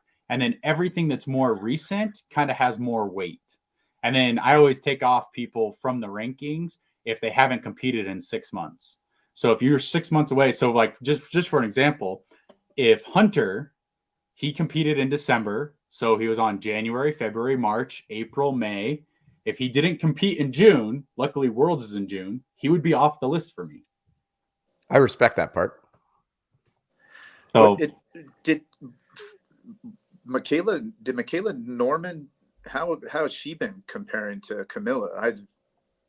I thought so Michaela's always been actually even when she got hurt or had that hospital issue, she was competing. Like I had Michaela at number 2 until Worlds last year, and then after that she in Dubai she did well. So like she competed within 6 months. Like she did fine she got her Stockholm 4th place. Like she got her world qualifier. She was like 6th in Vienna or something. She couldn't go to DC. Like, so but what you said there, Anthony, like, and she does DEKA FIT. She wins the DEKA FITs. What you said there though was something is she did fine. Whereas back at Worlds last year, she was like the threat. She was a legit threat to win. So in my mind, she's kind of trickled down, right? But not far. Like she was. No, she's not in off my ranking. She's like between 2 to 6th place. Like she's not. Well, so before I want to show those. I want to show what we have currently, and then we can talk about what rankings we have. I want to know, Dave, what do you think of this list? What would you add? Well, I do mine completely different. Yeah, so, Dave has like I don't know. Anthony, and that's why I was really wanting to do this because Anthony's going to come at me. Second place that we have in 20th. Like it's true. It's true. And the reason being, so here's the way I do it. First off, and this is why, and I saw Jack Driscoll's watching. The reason I don't have people like him on the list is I'm not ranking hybrid athletes. I'm ranking hybrid racers, right? So people who have competed in hybrid races. What Jack does is amazing. And this number 8 doesn't even count because it's not a race. It's a competition. Correct. Battle bunker, all that stuff. Just a competition. Rally in the Valley. You don't count it as a race. No, even though it involves a bunch of small races. I will take parts of it and have that help me with my decision, but I'm not taking the whole thing. So here, just to clarify one thing, I don't use DEKA Strong because I know, and this is where you and I differ. This is a big one. I don't see it as a hybrid event, hybrid race. So okay, go ahead. But Dave, if you had say 3 people on your list that went to one of those hybrid competitions, right? Yeah. you don't count RX1 anymore because it's too technical, right? No, I don't. So- Here's the thing. I stopped doing that. I stopped connecting, but then I actually took it off my definition of the skill level because I thought that that's wrong. Yeah, your own podcast. You ended up taking off this event you've been touting for years. You're like, all right, I guess I'm taking it off because they have rope climbs. That's ridiculous. Because I was trying to differ hybrid racing from CrossFit.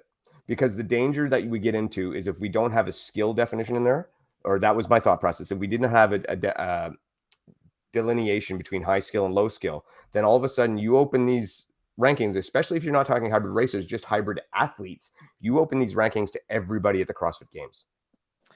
And but then that becomes a very different thing. Just because you literally said just because it's rope climb, you're like, all right, rope climb, so it's out. I'm like, well, that's ridiculous. That was an example of a movement. And when Rich Ryan and I were talking of, would that be a high skill movement or would that not be? When we were trying to determine what high skill means and what it doesn't. I listened to that, and I would argue with you on overhead squats with that a lot. I think. Really, you think overhead squats is not high skill? Dude, you can't it's mobility. Mobility is part of fitness. All right, it's so this is but we're not doing fitness. We're doing hybrid racing. So you guys used, let's call it the neighbor test, right? Not the parking lot test. Could I say to my neighbor, do this, right? Mm-hmm. And he might not be able to do a snatch, but can he pick something up over his head, right? Yes. Right? Yeah. I do think rope climb is fine because even though there are techniques, there are plenty of people that just do it. They hop up and they do it. I brought a guy to his first ever stadium race and he climbed the rope like properly. Yeah. And I said, when did you learn to do that? He said, I have no idea. I did it when I grew up. Like he wasn't like, oh, I was at the gym and learned the S-hook. Yeah. So that's why rope climb to me passes the neighbor test. Maybe they can't, but maybe they can't, but they also probably very well could. And I can accept that. I can accept that as a perfectly reasonable argument. But the thing I wanted to talk to Anthony about, because I know this just drives him mad, and this is the Kevin Gregory thing. And this is where I like Kevin. I know you like Kevin. Everybody loves Kevin. Everybody loves Kevin. The running element. Now he's on my list, just not as high as on yours. Now the thing is, my first thing, and this is where I say I do different. My first thing I look for is world champions. And in my mind, Kevin is not only a world champion at strong, but also at multiple relay distances. So then he is automatically up there on my list. Now, the reason I don't think a hybrid race needs to have running, in my definition of a hybrid race, it needs to have a cardio aspect. And a DEKA Strong has rowing, biking, and skiing. And in fact, if you look at Kevin's times, nearly 35% of the DEKA Strong is cardio. So that means if you compare that to, say, Hunter's time on a HYROX, nearly 65% of HYROX is cardio. So therefore, they both are hybrid races at the opposite end of the spectrum. So in that mind, Kevin is just as much a world champion as Hunter. I always look for is the body type required balanced, or is it in favor of one or the other? Right? Are you talking about the actual person or the body type of the event? The body type of the event. So, okay. So like anybody who's bigger will win on the bike, the rower, the skier. Body type plays a huge advantage, and there is nothing to balance that out in a DEKA Strong. There is no other movement that's going to balance a bigger body, which means the bigger body will win DEKA Strong. You can't overcome it. Just like in CrossFit, the 5'10", 190-pound male is going to be the one that wins. Okay, whereas like in running, the smaller Ethiopian runner is going to be the one to win. Like there's a certain body type in basketball, the taller person, like there's advantages. I can make that same argument for HYROX. I can make that same argument for HYROX where the 6'2", 6 foot type, somewhat lean muscular is the one going to run. I mean, what the elite 15 men, what's the range of body weight? I mean, I don't know per se, but my pounds guess would be between 165 for somebody like Dylan up to like a 210.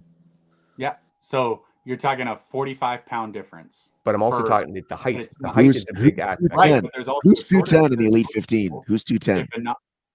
If Anas makes it, if Hunter's got to be close. They're shorter. Jeffrey Voisin's got to be around 200 pounds, isn't he? Right. Hunter's not racing at 210 to win HYROX. No, he's 190, 190, 195. yeah. Anyway, That's what I'm I mean, so but that's what I'm there saying. are- It's not yeah. that big. no. So, But either what way, I'm so- saying is that there's a range of body types, men and women, both sides. but There's a again, range of body I types. can do that same thing for strong when we had, yes, Kevin won at whatever 230, whatever he is, but then you also have Ryan Kent coming in there at about $180, right? There's a different. I think that argument can be made from both sides, and Right, but what I'm saying is that in the DEKA Strong, there's nothing to counteract a bigger body has an advantage, right? At least in HYROX, you have the machines, you have the things that like the sleds where a bigger body is an advantage, but you have the running where a bigger body is a detriment. In the Strong, there's nothing that counteracts the bigger body being a detriment. Just like so you're favoring one body type. So where's the advantage for the short person in the HYROX? We Miram, the lunges? Yeah, I know Miriam, but like she's a bit of an outlier. The lunges, the burpees. The burpees, but the burpees because it's a burpee broad jump. The taller person gets a long distance. I want to hear from our guest really quickly. Brian, what are your thoughts on all this? Well, I understand exactly what Anthony's saying. I agree with that because Bubbles is that guy's a machine that's going to smash everybody on the DEKA, and I've seen it again just locally in the competitions as far as that goes. I mean, I personally would do better if HYROX didn't have running in it, if it was just a HYROX Strong. And I do better with DEKA Strong. You know your own strengths, but where would you put Kevin in this list? Where would I put Kevin on this list? Like, do you see the list in front of you? I do. I mean, here's one way you can do it. What everybody's doing. Make up your own event. No, it's your own thing. We have 6 guys, and we've tried to add a couple people, and they keep bailing because they don't send in their picks. If you made up your own hybrid event, think of it in your head. Is this the places everybody would come in if they all ran what event you think would be a hybrid event? That's another thing I factor into like my rankings. If I made my own hybrid event that I want, would these people, this is how I think they would finish it. So that's kind of similar to Matt's Sandlot thing. Do you count though? Because didn't Kevin also, he left and then went and won some ultra or something, some kind of run that same night or something like that? Yes, he took third at the DEKA Ultra. I think I reward in my rankings. I reward broad spectrum. When Chris was running 100 milers and doing HYROX and DEKA and other things, and she was still performing at a high level at all of them, I reward that higher because I think that is truly hybrid. She's across the broad spectrum. Yeah, then I mean, based on what's been going on lately, looking at this real quickly, I don't see any reason to really argue with anything. I mean, James moved up accordingly, right? And everybody else already put in their times, and they've been smashing all year. So speaking of hybrid athletes, can you mention, Anthony, there's a person that you picked that nobody else did in this month that didn't make the list? Do you know that is? Was it Yana? No, on men's side. Men's side, somebody that I picked that nobody else did. Correct. Sorry, somebody else. Sorry, yeah, nobody else did. Was it Jarrett Newby? Correct. Yeah, I think what Jarrett does is awesome and amazing, and he won the GoRuck. He ran the GoRuck HYROX at DC over Dylan. And so I mean, I put him on my list, I think, all the time. I didn't this time. I'm surprised I didn't. I think if I realized that I might have not. But this is what happens when you go more on instinct than like checking every box all the time. But this is where I'm in agreement with you. Like you want to tell people where you put them? I had Jarrett in 14th. Right, 14th. That's higher than 6 guys. And people like Rich is like, oh, he only does goofy games. I'm like, dude, he's a specimen of a hybrid athlete. And that's just like honestly, if you put all these guys in a weight vest, Jarrett's going to take top 3. But that's not the race, right? The race isn't putting everybody in a weight vest. So without the weight vest, if they all ran every single event, all the ones that Jarrett was at, I think he would compared to this field over a broad range of events end up around that time. I don't think he'd be taken last in everything. I think he would be, I think he'd be up there. And so I have a list on my guys' side of 20. Oh, wow. That's like, no, I got a lot more men. I got like 40 men listed. And so that I know who, like, oh, I forgot about this guy. Where would they fit at? And I pull them in. And then I look at like their record against everybody else head to head. And why wouldn't Jarrett, who beat Dylan Scott, who I had in 4th, why wouldn't he be on this list? He beat somebody in the top 5. I don't have any issue with Jarrett being on the list. I think Jarrett's amazing. Dave, do you know who you picked that nobody else did? Oh, almost probably. nobody else. Almost nobody else did. Almost nobody else. Off the top of my head, let me look at mine. He's not in the top 20. He's just under. Just under. And he's been on the list before. He's been at the bottom before. I think he's bounced in and out of 20th. Nick Riker? Nick Riker. So make your case for Nick Riker. I still think, and again, I put a lot of my stuff into how people have performed at Worlds, and Nick had an amazing performance back in December at Worlds. He did really well. The reason Nick kind of hovers right near the bottom, even though he did have podiums at Worlds, is because he only really does the DEKA. And I mean, he hasn't won one yet. And so, but it's his performance at World that keeps him hanging around. But much like Anthony says, I mean, come next month, if he doesn't really do anything this month, then it's time to start considering. So that's why I have Nick Riker in there. And he's got a great haircut.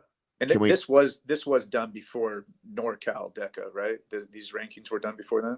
Correct. Yeah. This was we do the month rankings at the beginning of the month, so Gotcha. the very end of the last month, and then it takes me 48 hours to chase everybody down. Let's go on to 2 weeks to post the men, and then 2 weeks to post the men. Let's move on to the women, and then we're going to wrap it up for today. Hang on a second. The top 4 women have made. We things didn't go very over easy. Doha. Well, Doha might have to wait. Is Doha this weekend? Doha's this weekend. All right. So quickly, besides Tara, who's going? I think Jess Meg is going. Cole, I think, is going. Meg Jacoby and Michaela Norman. So I am surprised that Meg and Michaela are going. I don't know. I think I knew Michaela was, but I don't know, man. It's a world championship. It's kind of your whole year. Why do anything before then? Like just train at home and kind of. There's good money on the men's side. On the men's side, I think Sandy lives there, right? So he might be there too. Sandy Beaches. Sandbach. Okay. And just to plug them real fast between the rankings while Matt gets that back up. I mean, it pays out more than the majors did. Yeah. It's a bigger payout for what's first place? 7,000 for first place, 5,000 for second, and 3,000 for third. So it's a bigger payout than any of the majors. Not Worlds though. Not Worlds. Not Worlds. And we don't know what Worlds is going to pay out. So Worlds is nothing right now. That was another one of our top. That was another one of our topics, by the way. Was what are they actually going to pay out for Worlds? But what's cool in Doha is that I don't know if anybody else saw this. They also have a $10,000 prize pool that's going to go out to the top performing Qatari nationals, people that actually live in Qatar. So the top performing Qatari nationals in the doubles and the men's and women's pro.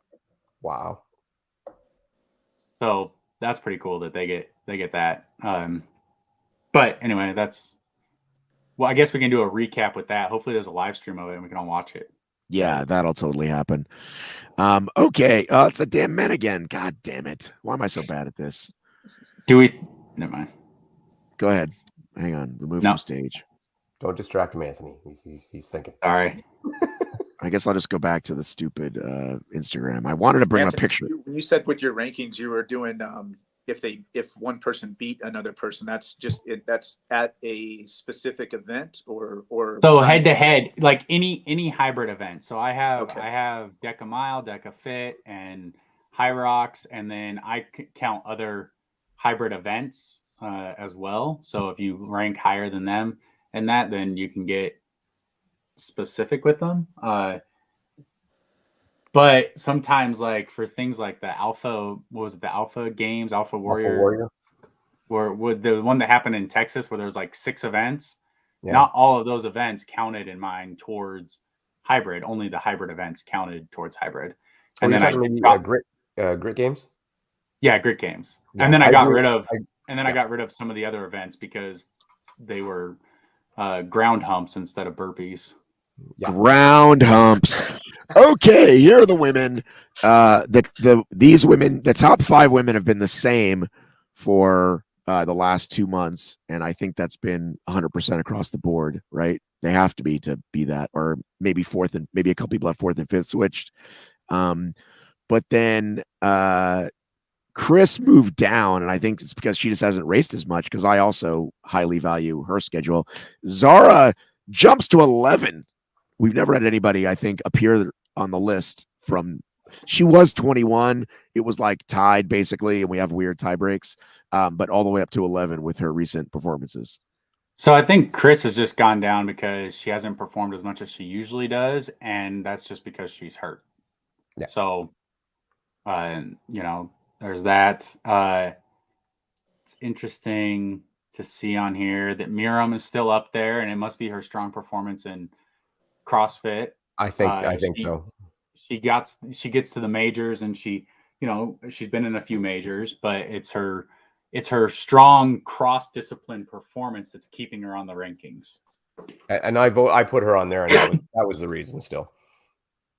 Yeah, I mean, when she crushes the Open and then wins semifinal workout, still it's like, okay, I put her in there too, but in a couple more months it'll come off for me.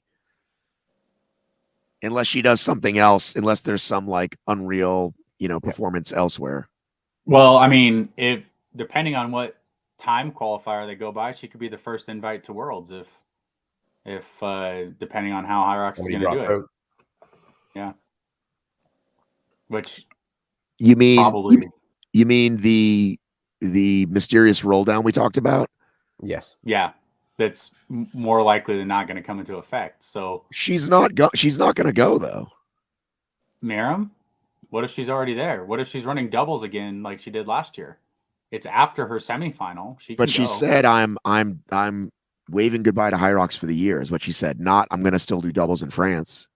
Right, but it's after her semifinal, her CrossFit semifinal. If she doesn't make the games, why wouldn't she just go to have fun? I think there's a big difference between saying it goodbye for the year and then all of a sudden, hey, Miriam, we have a spot for you at World Championship. You've earned now in a roll down. Then all of a sudden it's a different scenario. Then I need to go and chase these LCQs to qualify. It's Miriam, but yes. Okay. I understand you. Yes, Miriam. Okay. Miss Von Rohr. Not Mirham or Mirjam. No. All right. Let me pull up some other, let me see if I can find those other fun stats. The fun votes that I was. Oh shit! God, so, I think I read the comments on there on the post that you made for the women. Yes, that somebody had comments.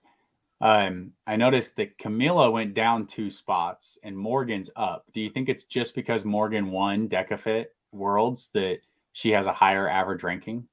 That's why I have her up there, because she hasn't beaten Camila in any HYROX. No, that's why I have Morgan. She's a world champion.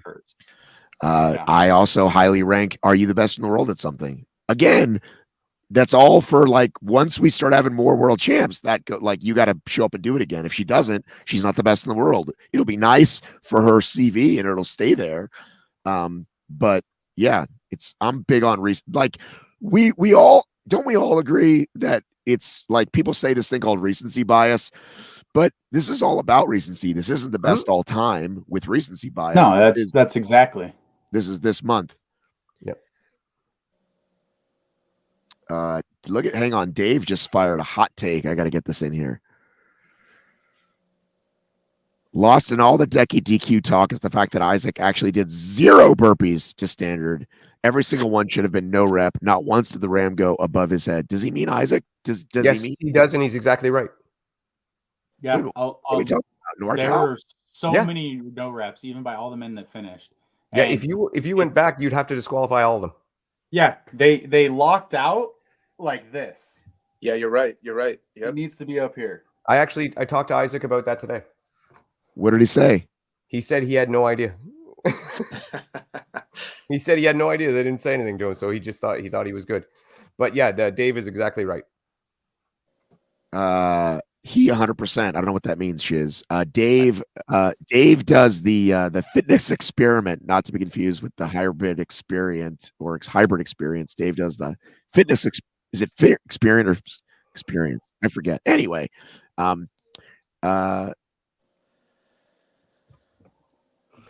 I think we have a lot less. Like Anthony and I agree a lot more on the women's. I think we roll in. There might be some subtle differences, but I think we're a little more in line with this.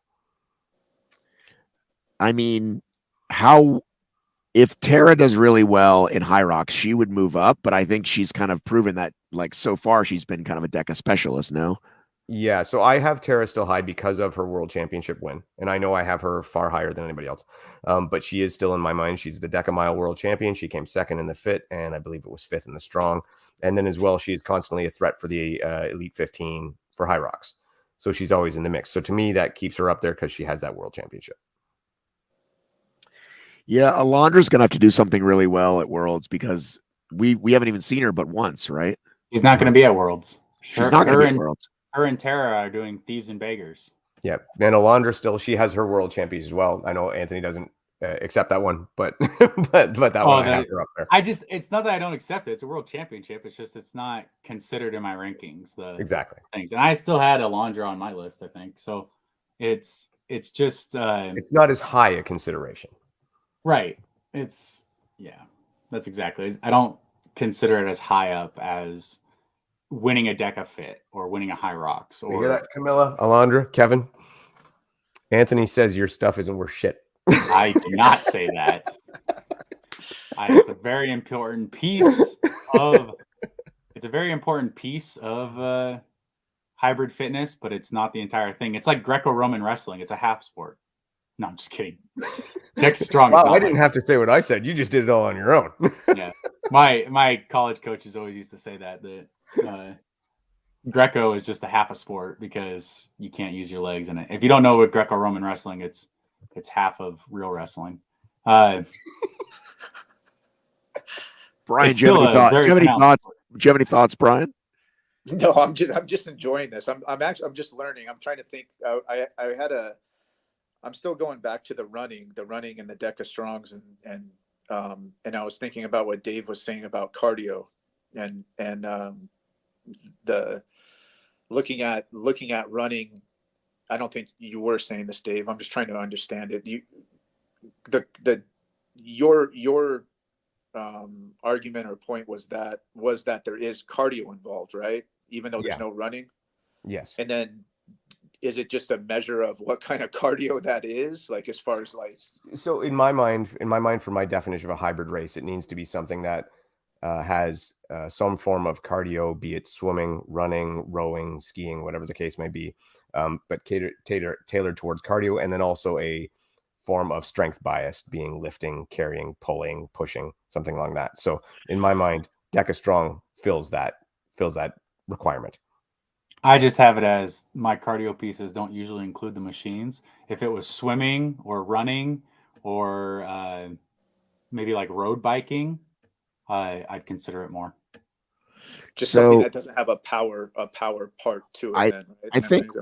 I feel like with the women, it does get a little kind of messier towards the bottom 15 to 20. And then even if you I'm looking at all the votes. So Alina, Jezebel, Jess Petro, Christy O'Connell, Bethany McChesney. I wonder who voted for her. Jess Towell. I can justify that. Laura Volgren, Rebecca Nathan, I voted for Bethany. And Jennifer Nicholas all got votes by at least one person and sometimes by only one person. That's a lot of people. That's 1, 2, 3, 4, 5, 6, 7. That's 9 people that got a vote by at least one person. And can I justify my Bethany vote? Actually, 2. You don't need to. She's amazing. Yeah, you don't need to. Coaching. So let me see real quick. So Alina got 3 votes. Jezebel got 5. Jess Petro got looks like 4 or 5. Christy just me and no, just Marcus and Rich. It looks like. Is that correct? For Christy O'Connell? Yeah. So I didn't go for it. Bethany got 1, Jess got 1, 2, Laura got 1, 2, 3. All those women you're naming, though, if you just look at like 16th through 20th, could you interchange all of them almost? Like That's what I'm saying. It gets pretty messy. Because I mean, I rank them out to 25 and then give you my top 20. And so I can tell you, like, I have those women you're saying, they're just not in the top 20 right now. They're 21 through 27. Well, the good news is we're going to have HYROX world champs, and you can definitely make a big difference on the voters depending on what goes down. Oh, yeah. If just doing some crazy early thinking out loud speculating, Lauren wins, yay, she's still the champ, great, you stay in first. If Meg wins and becomes world champ, she's still on the downside of number of wins, right? Head to head. It depends on what you're counting. If you want to throw out the pregnancy one. If you only have HYROX, I think right now it's 4-3. So if you only have HYROX, to like, I think right now in HYROX, Lauren, in a HYROX race, head to head against each other, Lauren has 4 wins, Meg has 3. I thought Lauren had more. I thought it was more like 5-2. So yeah, I guess we'll wait on that. I don't know. But I mean, Sean likes you. I don't know what you said that made him say that, but he likes you. I don't know when he commented that. Otherwise, I'd tell you. But within the last 60 seconds. Oh, maybe he liked my Greco-Roman comment. Yeah, there you go. No, yeah, I mean I think they're 4-3, but yeah, no, but because if you think about it, so it was, Michaela was in there as well. So Lauren has 4 first places out of the 7 races that Meg's in. I think Meg has 2 first places out of the 7 that they've been in together, and multiple seconds because of Michaela also winning. And then she took 3rd in DC and in Maastricht last year because she ran that extra lap. Is it Maastricht or Maastricht? I don't know. Pronunciation. All right, listen, gents. We're at the almost 90-minute mark. Any final thoughts before I thank everybody for being on the show? Do we cover everything on our list? It doesn't matter if we covered it or not, buddy. I'm wrapping it up. All right, hold on. Next week. I got my final thought. Bethany McChesney, back-to-back world champion, doubles, 6th overall in the fit, like 12th in the mile. Even dragged a 48-year-old man to a 6th place in the mile relay co-ed. Wow. Deserves to be considered. Yep. She's on my list. She was 22nd this month, though. I'm also a Bethany fan. She's a recent guest on my show, and I have voted her in the past, just not this month. Just there were other women that did more recent stuff. Yeah. Lauren, sorry, I almost said Lauren. Anthony, make notes of what we missed, though, and we'll cover it. We will cover it next week. I want to thank our special guest, Brian from Resolute Coffee. Use discount code HFM20. Get in the fucking Crush It Club and get a dope mug. Anything else you want to say, Brian? No, thanks. I would have been watching anyways. I enjoy listening to you guys and just learning. And again, just figuring all of this out. I will be doing a live tonight with James Kelly. It'll be 10 o'clock Pacific time. And then it's like tomorrow in Scotland time. But and yeah, other than that, I'll see you in Anaheim, Matt. And hopefully I'll see you guys again soon. All right, gents. Have a great. Brian, where would you put James on your rankings? Oh wow. I'm putting if I'm I think that the men's are, if I could pull it up right now, because I would definitely have Hunter. I'd have Hunter, Rylan, Dylan, James. I just really like watching those guys race, especially Rylan and Dylan. just go until pretty much till the wheels fall off. I love it. If I'm basing it off of right now and what James is doing and what he's talking about, then it's gonna be fun, man. I'm excited to see this Worlds go down for sure. So sorry, that's not a real answer, but I'm excited. I like it. All right. Good talk, gents. Take care. All right.